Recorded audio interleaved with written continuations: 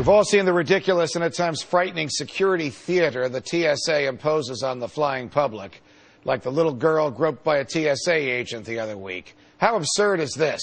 But better not complain or express any irritation, because if you do, the TSA could subject you to even more security and scrutiny at the airport.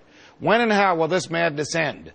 Joining us now is a congressman at the forefront of the push for a TSA rollback, who wrote the legislation that created the TSA. Florida Republican Congressman John Mica. Congressman Mica, it's a pleasure to have you here. Did you ever think that the TSA would get to this, like what we just saw last week, putting the hands inside the undergarments of a 6-year-old, or threatening with more scrutiny those who've had enough waiting on these long lines to be groped or have pornographic pictures of themselves taken? Well, from 16,500 to now just under, they're 15 people short of 63,000. It has mushroomed out of size and out of control. And it just is not a thinking agency when they're spending those resources on little girls, veterans, grandmothers, and others who don't pose a risk. What can you, as a member of Congress, as the member of Congress, who in the Bush administration crafted legislation that created the TSA, which has now become a monster, my word, not yours, what can you do to rein them in so they don't commit crimes of abuse on little girls, and so that we have freedom of speech while we're standing on line?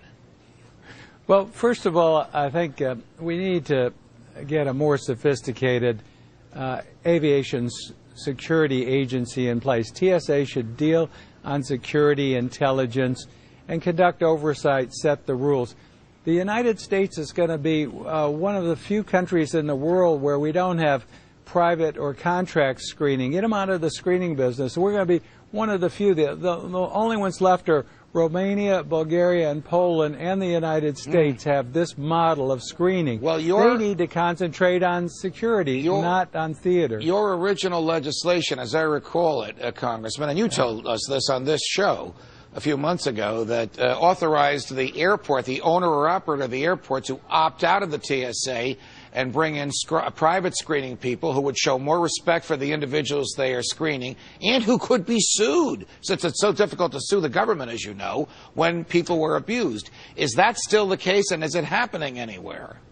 Well, TSA's tried to close that program down, but if you closed it down, there are 3,770 administrative personnel. Now listen to this, in Washington, D.C., making on average $105,000 a person. Now, what would they do if you didn't have this bureaucracy?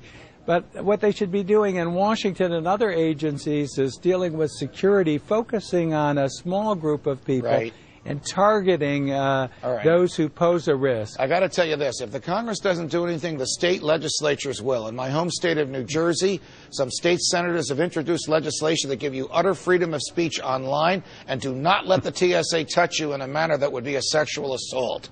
I wonder what would happen then when TSA agents get arrested by local police for violating local law. What do you think?